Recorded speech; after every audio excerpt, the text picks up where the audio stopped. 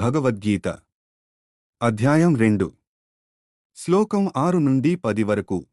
భగవద్గీత అధ్యాయం 2 శ్లోకం 6 నచేతద్విద్మః కతరన్నో గరీయో యద్వా జయేమ యది వానో జయేయుంః యానేవ హత్వా న జిజీవిషామః తేవ స్థితాః ప్రధానే ధార్తరాష్ట్రాః.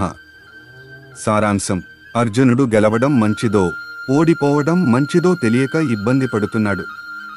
తన బంధువులను హతమార్చడంలో అతనికి ఆనందం లేదు. యుద్ధం ఏ ఫలితం ఇచ్చినా అది బాధకరమని భావిస్తున్నాడు. అయోమయం, విషాదం అతని మనసును కమ్మేశాయి.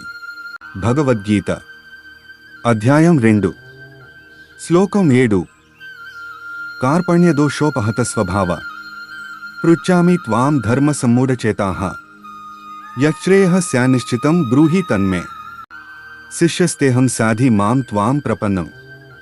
సారాంశం: అర్జునుడు తన బలహీనతను, నిరాశను ఒప్పుకుంటాడు. ధర్మం ఏది అనే విషయంలో అయోమయంగా ఉన్నాడని చెబుతాడు. శ్రీకృష్ణుని గురువుగా స్వీకరిస్తాడు. శ్రేయస్సు మార్గం చూపమని ప్రార్థిస్తాడు. భగవద్గీత అధ్యాయం 2 శ్లోకం 8 నహి ప్రపశ్యామి మమాపనుద్యాత్ యచ్చోకముష్ణోషమింద్రియాణాం అవాప్య భూమావసపత్నరుద్ధం రాజ్యం సురాణామపి చాధిపత్యం. సారాంశం: అర్జునుని శోకం అతని ఇంద్రియాలను బలహీనపరుస్తుంది. దాన్ని తొలగించే మార్గం తనకు కనిపించడం లేదు. భూమిపై అపారమైన రాజ్యం లభించినా ఉపశమనం లేదు. దేవతల అధిపత్యం వచ్చినా కూడా దుఃఖం పోదు.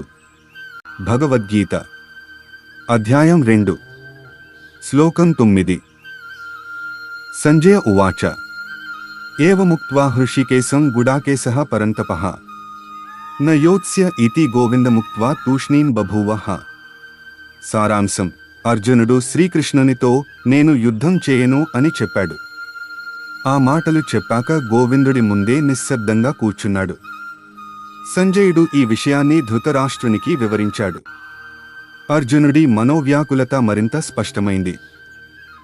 భగవద్గీత అధ్యాయం 2 శ్లోకం 10 తమువాచ హృషికేశః ప్రహసన్నివ భారత సేనయోరుభయోర్మధ్యే విషీదంతమిదం వచః.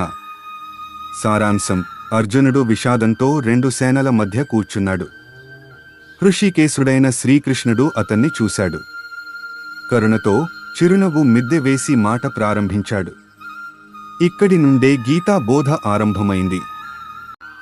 ప్రతిరోజు భగవద్గీత శ్లోకాల కోసం మా ఛానల్ని సబ్స్క్రైబ్ చేసుకోండి. ఈ శ్లోకం మీకు నచ్చినట్లయితే మిత్రులతో షేర్ చేయండి. జై శ్రీకృష్ణ.